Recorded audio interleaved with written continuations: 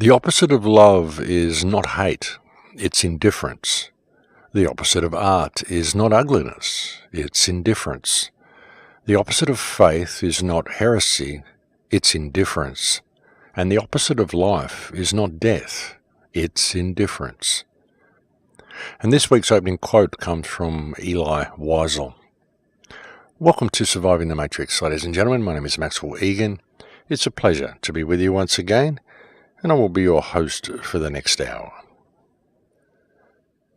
Recently, you have probably heard me talking quite a bit about history, quite a bit about the lost nation of Tartaria, a nation that existed in Europe that nobody seems to know about. It's a nation that's been expunged from history, and yet it still exists on many maps.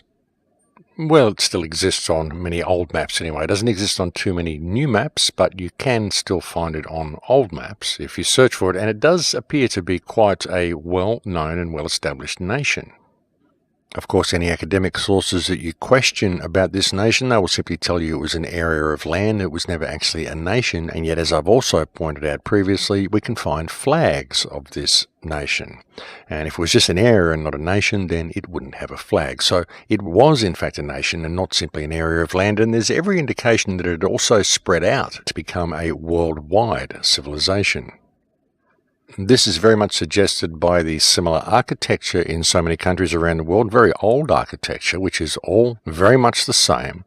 And this is what is termed Greco-Roman architecture. But one would ask, why would every country around the world be building their government buildings using the same architecture? You find this everywhere. You find it all through the Americas, you find it through South America, you find it even in Japan and Australia. So why would they be using the same style? That's the question. And even not just the architecture, but the symbolism, the motifs, the designs, even the clothing, the styles of clothing that people wear, these are all very similar all around the world. They may not seem that way when you first look at them on the surface, but when you really analyze things, you find that they all have a common root, which very much suggests that all of these nations, all of these cultures were all connected. And no matter how you look at it, this is very much what is indicated, ladies and gentlemen, and also through the discovery of a worldwide language, which was Magyar, or the root language of Hungarian, which was spoken by the Incas, by the Polynesians, and also by all the Australian Aboriginals, and many cultures all around the world seem to have spoken this language. Polynesians, Melanesians, all of the island cultures seem to have spoken it. In fact, Magyar seems to have been so common around the world that one might question if one were to apply Magyar translations to some of the lost languages that we still can't figure out, such as the Rondo and things like this. Perhaps we could find that there is a way of translating them if we use Magyar. Who knows? It's just a thought. And something else you've heard me talking about a great deal is the evidence suggesting a worldwide mud flood that happened as recently as 150 to 200 years ago.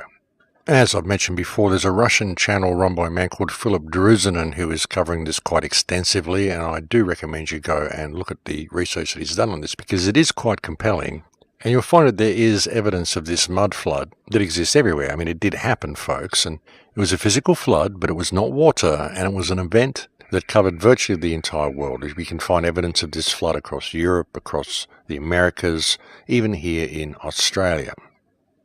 And evidence of this flood appears as buildings that have a sub-level, a level below ground, and also as many of the buildings that look like they were carved into rock faces, look like they were carved into cliffs. There's a very real possibility that they weren't carved into the cliffs, but simply the cliffs flowed over them, or perhaps the cliffs even became molten around them.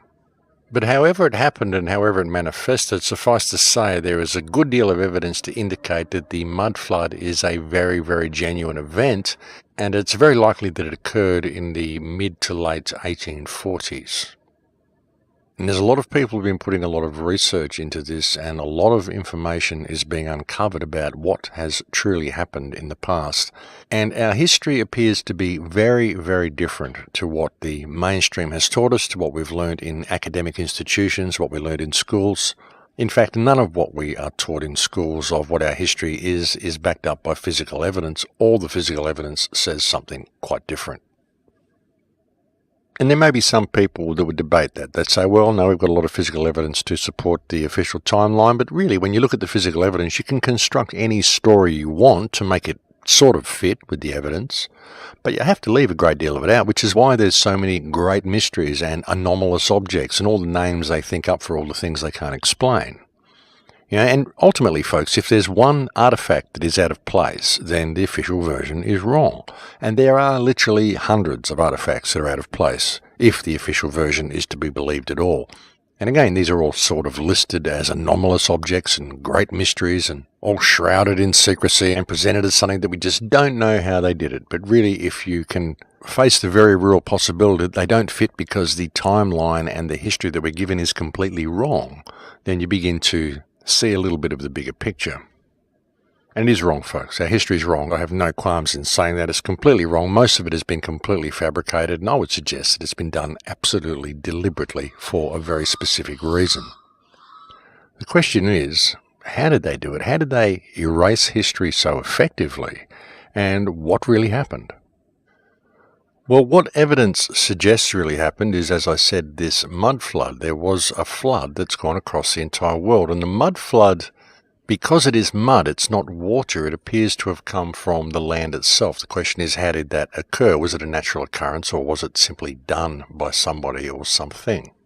And the other question is, of course, why can no one remember this? How has it been so effectively expunged from human memory and expunged from our history? Well, as I've said before, how long would it take to change history and hide history? And effectively, it would take 3 generations, but you could actually do it in one. If you were to remove the older people, well, most of the older people anyway, a high percentage of the population, just wipe them out and simply replace them with children. The children wouldn't know what history was, especially if they were children that had just been put in place after some sort of a cataclysm like a mud flood. And these children would believe any history that they were taught. I mean, they wouldn't even have an interest in history to begin with. You'd put them in place, set them to work, and they'd be too caught up in the rigors of everyday survival to ever even question where they come from or what they're doing there. I mean, for a child, it would just be the way things are. They would gradually grow up over generations, and you would just teach these new generations this new history. And when you look at the stories of old, the stories of the chimney sweeps and how so many children were working back in the old days, and we just thought it was terrible that there was child labour and that's the way they did it. But why was there so many children working? Why weren't the adults there to do the jobs that the children were doing? There's been a lot of photos that have been surfacing lately, a lot of old pictures, and you can go and find them yourself. If you look at any historical photos from around circa 1850, look at St. Petersburg, look at some of the major cities in the United States, major cities in England, major cities right across Europe around circa 1850, and you'll find very, very few people in the photographs. You see these big cities, but there's just no people around. Why is that? And another thing you can find, something that I found on a channel the other day, which is another channel that I've just found, which I really do recommend people go and look at. It's a channel called Conspiracies Are Us, and it's a very small channel. It's only got about 2,700 subscribers or something, and I cannot imagine why, because he's doing some very, very good dot connecting, and he does deserve more views. But what I saw on this channel was a video that he'd done. If you're watching this on YouTube, I'll put a link below in the description. And it's about 21 minutes long, but it was a video discussing foundlings and orphan trains in the late 1800s. And a foundling is a child which is abandoned and is found and cared for by someone else, or perhaps taken on to an orphanage or even an asylum, because there were many places that were set up and they were called asylums, and these were simply for people to care for children and for unmarried mothers to go and have their babies as well. And any woman who had a child out of wedlock, circa 1850, was required by law to hand their baby over to a foundling home. And around circa 1860 to 1880, there were literally thousands, tens of thousands of foundlings which were being dropped off at orphanages all across the world. Right across Europe, right across Russia, right across America, even here in Australia, New Zealand and Africa.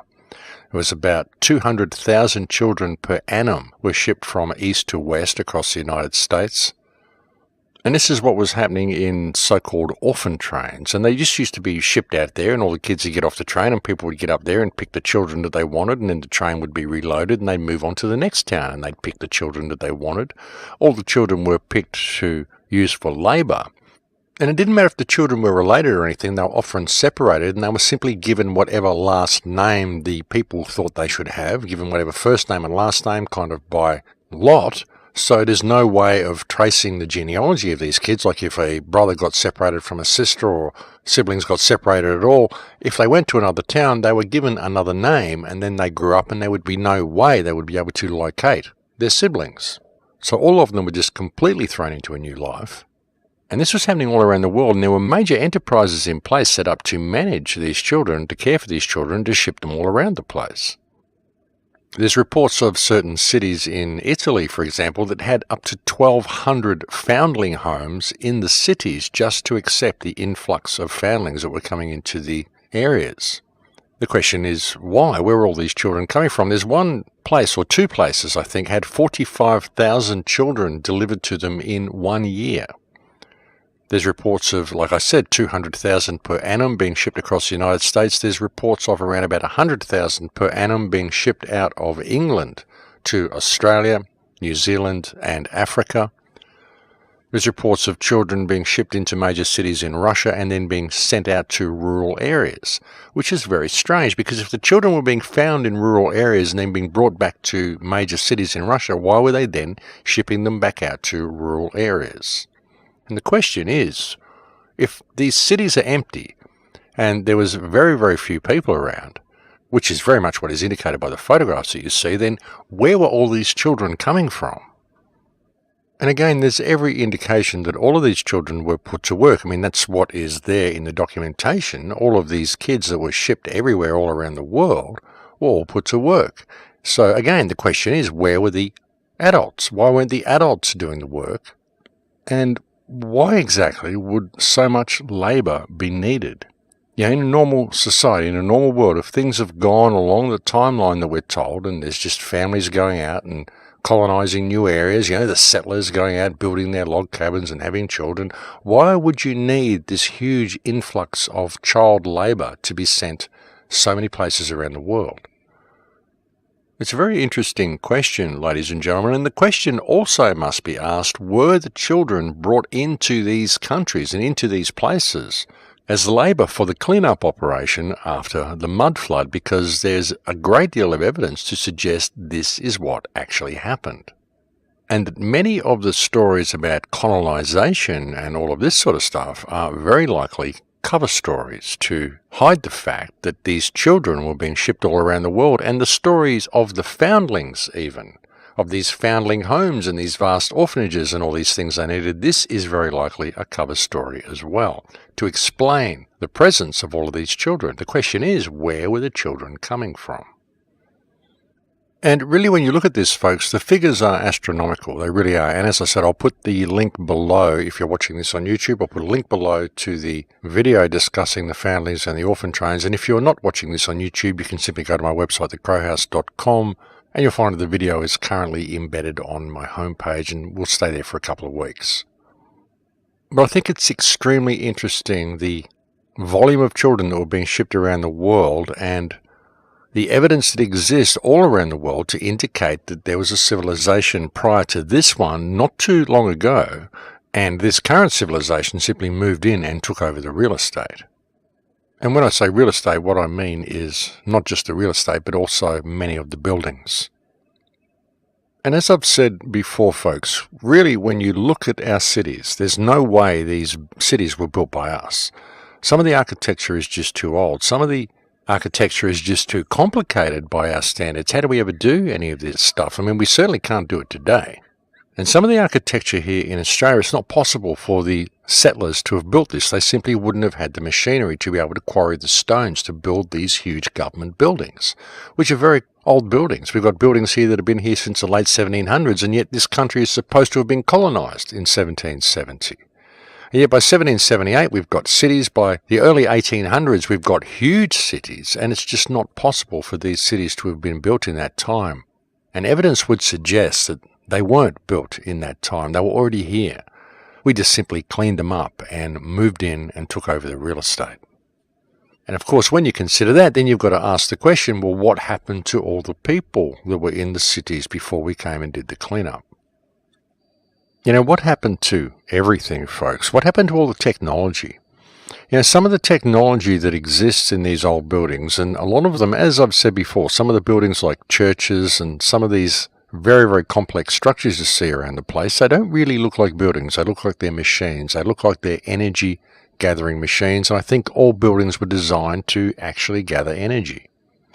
I think free energy was a reality. I think free energy was part of everyday life, and I think that a lot of these structures were designed with that in mind. And they were designed to harvest energy from the surrounding field.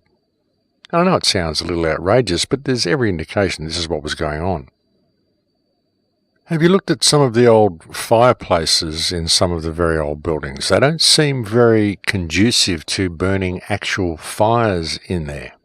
Some of them are extremely shallow and don't appear to have chimneys attached to them, and there's no grating, no sort of place to actually build the fire. Very strange looking fireplaces. They seem to be connected to a metal type of device, some sort of a metal railing that runs around them, and there's always these two items, like two urns or two little spires that sit at the front of the fireplace, and there's always a metal plate at the back.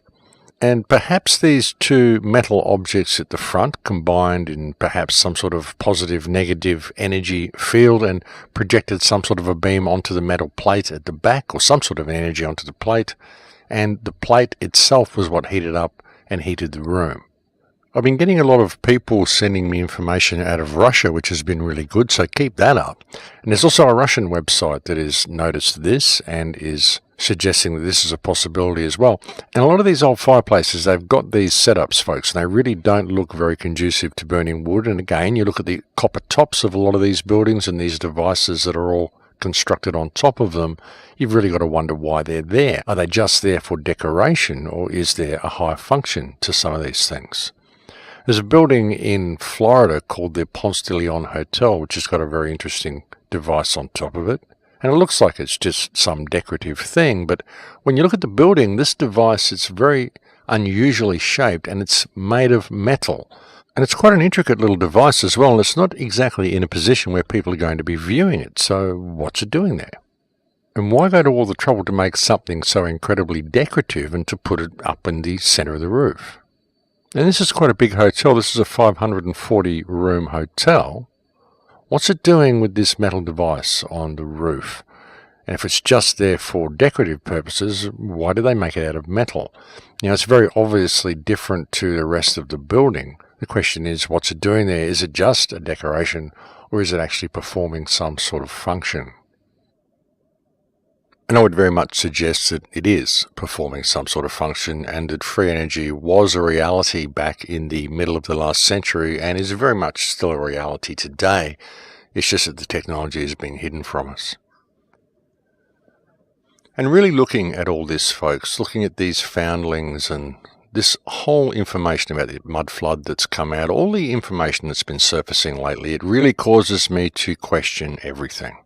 Question everything that I thought I knew about history. And I've spent a lot of time in my life looking into history. It's always been a fascination for me because of all these artifacts lying all over the world, all this weird stuff lying everywhere. You kind of find out about it when you're young and you want to know where it all comes from and what really happened.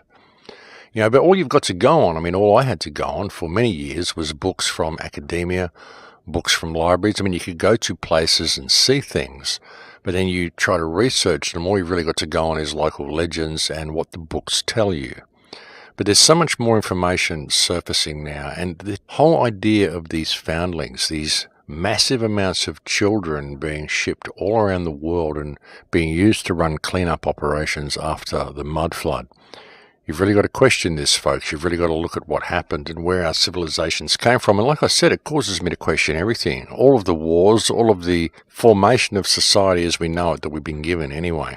The Napoleonic Wars, World War I, World War II, all of these things, I question all of them now. I don't think any of them have been fought under the pretext that we've been told. I think all of them are actually all related and are all part of the destruction of this ancient culture, this ancient civilization. And I think it's still ongoing. I think that the war in Syria, the destruction of Aleppo, the war in Yemen, this is all about destroying the infrastructure, destroying the buildings, destroying every trace of the past, any trace of anything that would suggest the existence of Tartaria, of Atlantis, of this lost culture, this lost civilization. It helps me understand the feeling I had when I was a child, why I was so appalled and so disoriented by the fact that people had to pay to be alive and we had to buy land. Why I felt quite literally that some terrible mistake had been made and I'd been born into the wrong reality.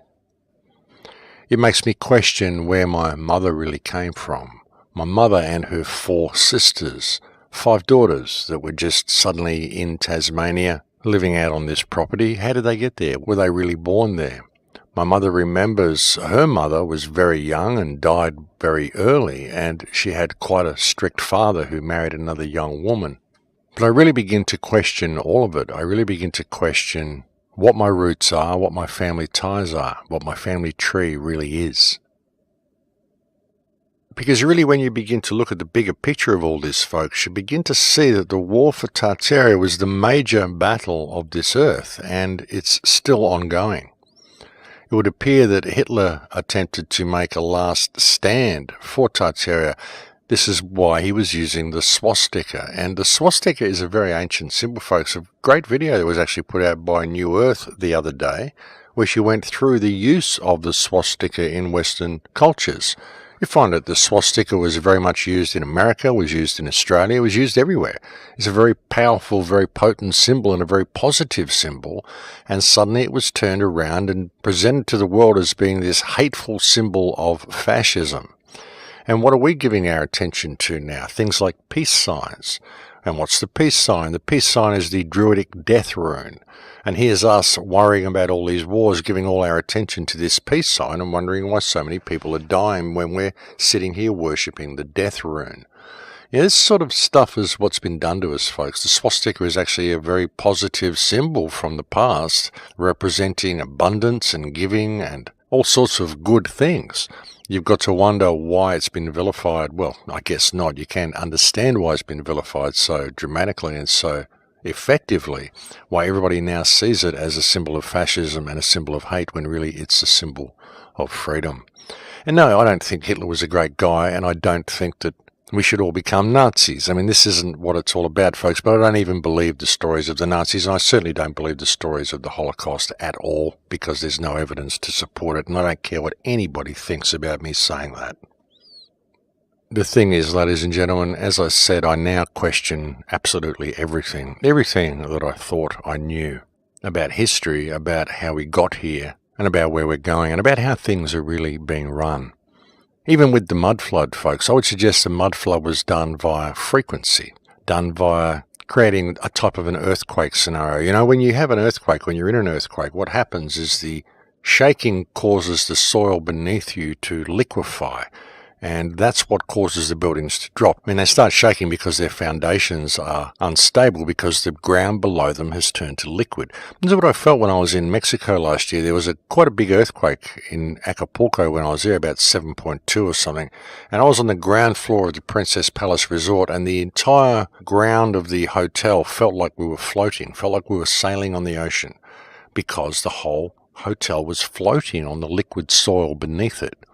And that's what happens. And if you could liquefy soil in a certain way so that the ground either flowed down from the mountains over the villages or the villages simply sank into the ground, this would be how you could destroy a lot of the population quite quickly. Perhaps you could do it by setting up something like a 5G system, by setting up a whole electromagnetic grid, getting everybody dependent on all this technology and making them carry the technology with them everywhere, and then you could just fry them all whenever you want to, flood the whole place by changing the frequency, flood the whole place with mud, and let the domestic pets do the rest. The dogs would clean up all the mess on the streets. Could be why we're all encouraged to have dogs as pets in cities, folks. I mean, once they run out of food and start running in packs, the dogs would have a field day. You wouldn't even have hardly even any bones lying around the cities left. The dogs would take care of all of that, so that could be a good reason, folks. But looking at all this, I think they are preparing to do it again pretty soon. I really do. I think we are heading for a new reset, or whatever you want to call it. But I think they are probably deciding that this population is waking up a little bit too much and that it's time to pull the plug on them. And I think that is very much on the cards, folks. I would suggest that is why they are rolling this whole 5G system out. And also things like, as I mentioned a few times before, someone I was speaking to, an engineer that I was speaking to a couple of years ago who builds bridges and buildings, and he's always built bridges with a 100-year lifespan, but now he's been instructed that the new bridges they're building only need to be constructed with a 15-year lifespan. And that was 2 years ago. So I think we're heading for another reset, folks. I think they're going to do it again. I think they've done it several times before. And as I said, I think history is very different. When I look at this and I really take in the fact that this architecture exists all around the world, really look at the mud flood and really let the concept of these tens of thousands, hundreds of thousands of foundlings being shipped all around the world really sink in. I begin to question everything. Like I said, I begin to question the slave trade, what really happened with the slave trade, how these people were moved around. I question how the white people got everywhere. Were the white people the emissaries of Tartaria? Because it wasn't just black people who were being enslaved. It was everybody who was being enslaved. And not only that, it was mainly children who were being enslaved and sent out as workers all around the world. So who set this whole thing up? Who set it up to have all these races hating each other and fighting against each other and arguing about their past and things that happened in the past, none of which they can be actually sure of occurring at all? Because all we've got is this false history we've been fed. Nothing that we're fed makes any sense at all. Quite literally everything that we're told about pretty well everything has been a lie, ladies and gentlemen. I know that's a really difficult thing for people to come to terms with, and a lot of people don't have time to investigate it anyway because they're too busy running on the treadmill, and a lot of people are just too indifferent to the past. A lot of people don't think history is important because they're too concerned about what's going to happen tomorrow. But folks, I think we have reached break time, so I'll leave it there for now, and we're going to have a break. Thank you for joining me on the air today, and I'll be back to speak to you again in a few minutes. And welcome back to the show, ladies and gentlemen. Yes, so it's people's indifference to history that has really allowed this cover-up and hiding of this lost civilization that existed so recently, and the hiding of Tartaria and Atlantis and even the mud flood and all of this stuff to be so effectively removed from human memory. And of course, this indifference has been programmed into people. Many people are indifferent without even knowing that they're being that way. And this removal of our history from the collective consciousness is really an integral part of the control grid, because really that's what it's all about, is control. And just returning to the opening quote for a few minutes, indifference and apathy truly are two of the biggest problems we face in the world today, and two of the things that have allowed the system to reach the point of control that it's come to. The issue being that people in the modern world don't really involve themselves in their lives, apart from going out and working and collecting their slave dollars. Most people put more of a focus on their virtual lives than on their real lives. They're more interested in getting likes on Snapchat or Instagram, getting followers on Facebook, than on paying attention to what is happening in the world around them, because that's just all boring news. You don't want to watch the TV, it's just all depressing, and we don't want to hear about wars and all that stuff. Not part of my reality. And that's the way people kind of get through it and don't find themselves overpowered by all the negativity that we see in the world today. It's kind of like some sort of inbuilt defense mechanism that people have. Some sort of means of self-preservation, and the only way they're able to deal with the insanity. But even in that, it's really important that people involve themselves in their lives, and it's very important that people involve themselves in the world. As once said by Plato, the price men pay for indifference to public affairs is to be ruled by evil men, and that is certainly apparent in the world today. There is far too much indifference in the world today. A lot of it, I would think, is coming from the rise of the technological world that we're seeing around us, the rise of this digital dystopia where everybody's locked into their smartphones and no one's really paying attention too much to what's going on around them. This really does create a kind of indifference by default in people because they're always too busy doing other things. And it really is one of the main obstacles that we need to overcome as a species if we're ever going to get ourselves out of this mess that we're in. And even looking at that, one of the most interesting things about it is the fact that what people are so busy doing most of the time is nothing. Because the other things that people are doing most of the time is, in fact, staring at their smartphones, doing nothing. All they're doing is getting mental input, mental stimulation, but they're not actually doing anything except staring at this little device in their hand. I mean, they may be using their thumbs, but they're not interacting with the world. They're interacting with the virtual world, which is a world made up of zeros and ones and no actual physical content, and for all intents and purposes does not actually exist. And another really fascinating thing about the virtual world is that what you see in the virtual world are essentially simulations of that which exists in the real world. And the more realistic the simulations are, the more people enjoy the virtual world. And yet while they're doing that, they're missing out on the real world around them because they're locked into this little device in their hands. And all of the stuff they're looking at doesn't exist. They're missing out on existence for looking at a nicer digital version of that existence, which doesn't actually exist. It's very, very bizarre when you think about it. And of course, the reason people are so locked into this world is because of the dopamine addiction that they are suffering because of the way these devices have been set up. You know, every time you click an icon, every time you do something on your smartphone, every time you click something, every time you get a like, all of these things release dopamine into your body. And we have a society that is now suffering from mass dopamine addiction, most especially among the youth of today. And it's true, folks, it's what causes this addiction to technology. And for the most part, people are caught up in a situation where they're measuring their life and their whole existence by the amount of pleasure they're able to receive at any given moment, which renders them into a state of indifference towards the real world around them. And to me, I don't know, I just find it a weird thing, this fascination people have with the tech. And often when I say this sort of stuff, people say, yeah, but here we are watching this stuff on our smartphones, Max. If we threw away our smartphones, we'd never get to watch your show. And I just don't understand this because I do the shows and I watch all these other shows, but I don't have a smartphone. I do it all on my computer at home.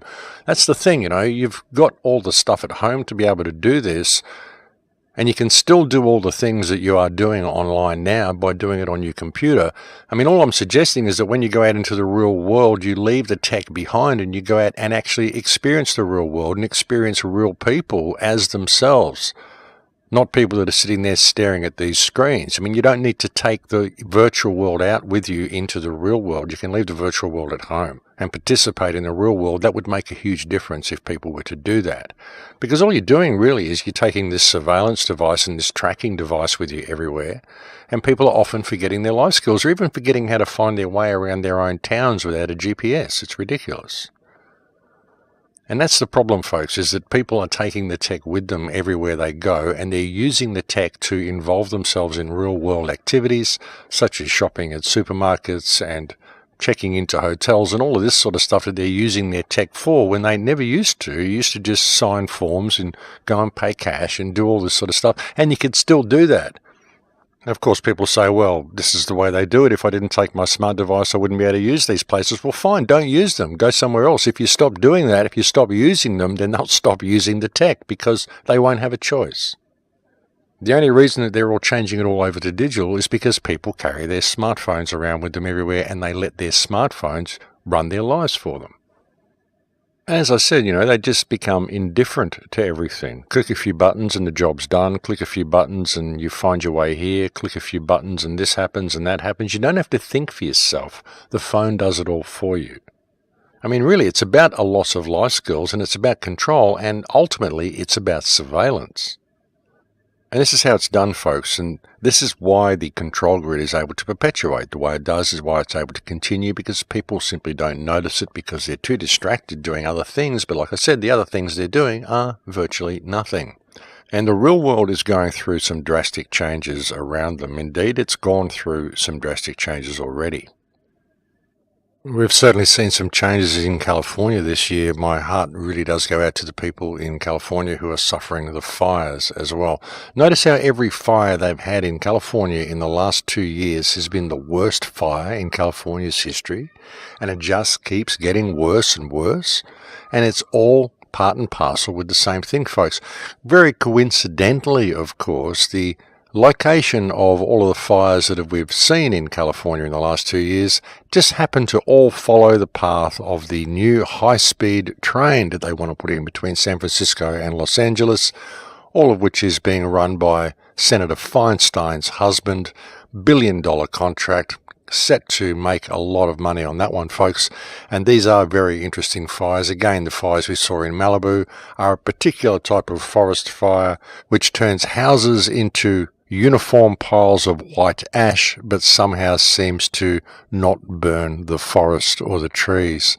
This is all active denial. This is all directed energy weapons, ladies and gentlemen, and it's simply a taste of what is to come. And looking even deeper at this control grid, looking deeper at the 5G grid, you've got to ask yourself whether what is really being set up is not a kill grid, because it could well be used for that. And you think about it, folks, if they've flooded the world, if they've done all this stuff, brought all these children, all these foundlings, created this whole new culture, this whole new society, they built it up to a certain point, and if they needed to wipe the people out, well, this would be a perfect way to do it.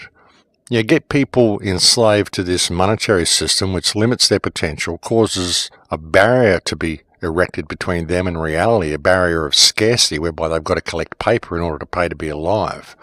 Gradually lead them into this digital system, lead it to a point where they've got to carry this device around with them in order to perform everyday functions. This device gives you the ability to be able to track everybody, locate anybody at any given time, record any conversation everybody's having, literally surveil every aspect of everybody's lives. And if you really needed to, if the situation got to a point where you were found out, you could simply switch the whole system over to active denial and fry them. Now, this whole 5G grid they're setting up, the electromagnetic system they're setting up, you've got to wonder exactly what can be done with this. I mean, we know it's going to be used for communication. We know they can target individuals specifically for active denial. But what else can they do with it? Could it somehow be hooked up with HAARP? Could it somehow be hooked up to send out a pulse to cause an earthquake? Could it somehow be used as a means to create an electromagnetic pulse that would liquefy the soil and create a mud flood?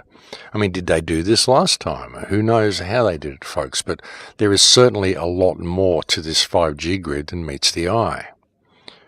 And as I've been pointing out, there's also certainly a lot more to history than meets the eye. You know, I'm of the opinion that all of the wars that we hear about that were fought in the past, as I've said before, I think they were all fought contemporaneously. The Napoleonic War, the War of Genghis Khan, the War of Troy. All of these wars were actually the war for Tartaria. And the colonization that we see around the world, the colonization of Australia, the American War of Independence, and possibly even continuing on to the American Civil War, which happened generally over that same 100 to 200 year period. All of these wars, I would suggest, are cover stories to hide the overthrow of the Tartarian civilization. And I think that it's still ongoing. We're doing it now. All the wars that are being fought now are to continue to wipe out the last traces of this civilization. And the police that we have here and these legal systems that we have here, this is just a prison system, folks, and all the police are prison guards. Even the fact that you can't defend yourself. I mean, if you escalate the level and if you do this and if you do that. Here in Australia, if you defend yourself in any way without calling the police, you've committed a crime. How does that work? You know, the police will tell you that if you pick up a stick to defend yourself against a man, well, you've escalated the conflict, therefore you have just become the aggressor. But what if the guy that is attacking you is 3 times the size of you, some steroid android fruitcake who's coming and monstering you, and you are not able to pick up anything to defend yourself. You have to call the police, and if you call the police will say, well, no crime's actually been committed yet, so you need to call us after the crime's been committed. So in other words, let him kill you and then call us after he's killed you and we'll go and arrest him. That's how it works in this country. This sort of stuff is absurd, folks. And it's all done to disempower people, to take people's sense of self-worth away, to make people incapable of defending themselves and turn them into easy targets for the system. And the system knows exactly what it's doing, folks, and I would also suggest that the system is in possession of technology that we do not know about. Technology they've always had. I think the technology we're using now is technology that they have always had. It's always been there. It's reversed to the type of technology we should be using. We should be using free energy, ethereal type of technology, all of the stuff which did exist and continued to exist up until about the mid-1800s, and not the sort of technology we're using now, but we're being set up. And you've got to wonder how it's done, whether it's an earthly thing, whether the whole earth is a machine that they use to do this. And who they are is another good question. Another interesting thing that I've seen on another channel is a report about how the oceans are receding. There's a lot of places around the world that are drying up. The oceans are not rising, as we're being told, global warming, melting of the ice caps, the raising of the water levels, all this sort of stuff. Well, it actually appears to be going the other way. Ocean levels appear to be declining all around the world. And not just some places around the world, but there's reports coming from virtually all over the world. And again, in looking at this information, try to put your beliefs of whether you believe the Earth is flat or a globe aside and just look at the information. It doesn't matter what the shape is, okay? We're talking about oceans here, not shape. Because the guy doing the research uses the word globe, there's no point in attacking him if you believe something else. There's a bigger picture. Focus. One person has even suggested that the oceans are leaking through the crust into the Earth, and that perhaps there's a lower ocean that exists below this ocean, another ocean that exists beneath the surface of the Earth. And sometimes that may bubble up and cause floods. Maybe it recedes before it does that, the way a tidal wave goes. Maybe it's all part of the whole mud flood technology. Maybe it's done electromagnetically. Maybe they drain the water out to do something else with it. Who knows? But it's very interesting that we are seeing so many Earth changes and so few people are noticing them. They really are. Not a lot of people are looking at this. Too many people are arguing about the shape of the construct, and I really think that the whole idea of the mud flood and this reset and everything that they are doing is far more important than attempting to determine the shape of the prison that we are in. I really do, folks. We really need to see the urgency of the situation that we're facing. We need to put down all of our stuff with each other. We need to stop fighting. We need to withdraw support from this system and turn and face the control mechanism head on. We really do. Because the only way to get out of this mess, folks, is to return to nature. The only way to get out of this mess is to put down the tech. If people aren't prepared to put down the tech, then we're not going to get anywhere. We're really not. The whole thing has been a setup, and if you can really step back and look at the bigger picture, it becomes pretty obvious how it's all been done. Even leading us into the cryptocurrencies and stuff. I mean, cryptos could work in a sane world, in a normal world, if everything that we've got here, if this whole society had actually progressed the way we believe it did, and the technology had gone through its natural evolution the way we think it did, and it had all led us to this point where we've now got these independent currencies, crypto could work really well. But you've got to be concerned about the term crypto. The cryptocurrency, the type of currency you take to the grave with you, the type of currency they introduce just before there's another reset. They burn all the knowledge, they digitize all the information, then they introduce the Kindle reader for you to read it. So they're starting the fire. Then Kindle reader kind of disappears into the wayside and you start using Amazon Fire. So they're really burning the information. And then we get rid of all our real currency and we turn it into cryptocurrency, the type of currency we take to the crypt with us. And they do like to tell us what they're doing with all these words and titles that they put on things, so you've got to wonder exactly where we're being led, ladies and gentlemen. And for my part, I'm not really wondering that much anymore. I think I can see pretty clearly where we're being led. And I've been able to see it for quite a while, and I've been attempting to alert people to the fact that we are in a state of clear and present danger. And I think it's important that people do pay attention to this. I really do, folks. I mean, I come onto these shows and I tend to be really cool and calm and polite and eloquent and just give you the information in a way that you can comprehend it, in a way that hopefully will empower you. But, I cannot stress the urgency enough. We really are in a state of urgency, and we really do need to put down all of this squabbling, and we need to step back and look at the bigger picture of how we are being set up and where this is ultimately going to lead to if we don't put down all of our stuff, agree to disagree on whatever issue it is that we believe, and turn and face this problem, turn and face this system, and withdraw support from it by giving support to each other. It's imperative that we do this, ladies and gentlemen. It really is. We are being set up, and we have been set up, and it's been such an effective setup that you really have to wonder if we can ever make it out. But I think we can. I can see a light at the end of the tunnel if we would simply pull support from the system. But if we don't pull support from the system, if we agree to blame each other and blame each race and blame each other's belief system and attack anybody who doesn't agree with our belief system, then we're never going to get anywhere. Divide and conquer is the motto, and it is used in every single aspect of our lives. It is used every single day, but it doesn't work if we don't go along with it.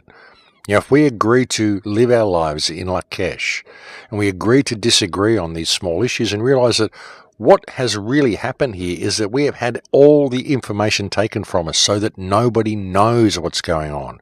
And that's why we can fight all day about what we believe and not actually get anywhere, not prove anything, because all we're doing is taking a stance and barking at the people around us to comply with our belief system. And even if they all do comply with our belief system, let's say if everybody in the world suddenly believed the earth is flat, now what? What does it do? What does it achieve? Will you sit there and wait for God to come? Does it mean God exists and now we have to do the right thing? I mean, this is so ridiculous. It's so far from reality. If people need to believe the earth is a certain shape to feel close to God, what is wrong with these people? Honestly. Nothing will change if we do not stop complying with the system, and that will not happen until we can understand what the system is. And the system is this smart grid. It's the tech. It's the cities that we're living in. It's all of this technology that we're using, which is so completely opposite to the technology that we had and to the technology that we should be using. I know there's going to be a whole bunch of flat earthers out there who take that completely the wrong way and think I'm attacking flat earth because they just didn't listen. And there's going to be a whole bunch of globe earthers out there who think that because I'm not attacking the flat earthers, I'm supporting the flat earth, and they just didn't listen. It's the same as if I even suggest that the white people come from Tartaria and that we're being exterminated for a reason. All of this multiculturalism is being brought into white countries to wipe out any trace of this past civilization. And if I even suggest that, then I'm called a racist for doing so. And people cannot see that they've been set up to think this way. The whole slavery system, the whole slavery history that we're given, I even question that, folks. I really do. I think there's a group of parasites that have put this whole system in place, and they've played everybody off against each other, and it's time we put it all down. It all happened in the past, and really when you look at everything that I brought you on the show today, look at the mud flood, look at the foundlings, look at the history, look at the fact that our timeline has been changed, all the stuff that I brought you for so many years on this show, when you really bring it into account and take it into account that you don't know what happened because you don't know what our history is because we've been lied to on every single count, then what is there to feel animosity towards other races about? What is there to hate anybody for? Why would we even blame anybody? Why would we blame the white people for the slavery? Why would we blame any particular race for doing any particular wrong thing when it wasn't the races? It wasn't any race who did anything. It was the psychopaths who run the world who set the whole system up and who played us all off against each other and who took everything we had from us, who brought our ancestors into these countries as children, as slave children, and they worked them to clean up the murder that they had just committed. And we have evolved from that. And we've come to these cities and we've taken them over and turned them into what they are today, thinking that we built it all ourselves, but we didn't. We were put here, and we were put here to do exactly what we're doing now, and we've been set up. The whole thing has been a setup. And I think it's important that people consider this. And I know my words have probably offended a lot of people, but I don't care, folks. I'm sick of people being offended by what I say. I'm sick of people taking things the wrong way. I'm sick of people cherry-picking what I say and taking one sentence and misconstruing it and using it out of context and throwing it back at me. I'm sick of it. If you can't hear what I'm saying, if you don't want to listen to the entire radio show and put it all in context and hear that this is a man speaking from his heart, trying to help this species wake up to themselves, then I don't know what else to do. I really don't. I do what I can. We all do what we can. I'm not some agent. I'm not some devil. I'm not some demon. I'm just a normal person trying to make a difference, the same as everybody else. And you can attack me for my belief systems all you like, but the reality is, folks, that I don't have a belief system. Belief is the enemy of knowledge, and even everything that I've said on the show today, I'm willing to accept the fact that all of it may be completely wrong if I find out something else. I'm quite happy to put it all aside. I'm quite happy to change my opinion on everything tomorrow if more information comes along. And that's just the way I am. This is the quest for knowledge, folks, and ultimately it's a quest for freedom. Because without that, without freedom, there's no point in even being here. There's no point in even being here. And if that isn't the quest of these radio shows, then there's no point in even doing them. Well, we're getting very close to that time again, folks, where it is now the end of the show. Sorry I didn't bring you any radio shows for the last 2 weeks, and if you're wondering why you haven't heard from me much, I've actually been virtually offline for the last 3 weeks. I've been virtually without internet. I actually almost didn't even get to bring you this show again this week. I almost didn't have any type of connection at all, and it's just been an absolute nightmare, to be honest. And that's why some of the editing might be a little bit askew on this show and some of the imagery may be a little bit out, because I simply haven't had time to collect the sort of stuff that I really wanted to show you or put the time or effort into the show that I really wanted to do.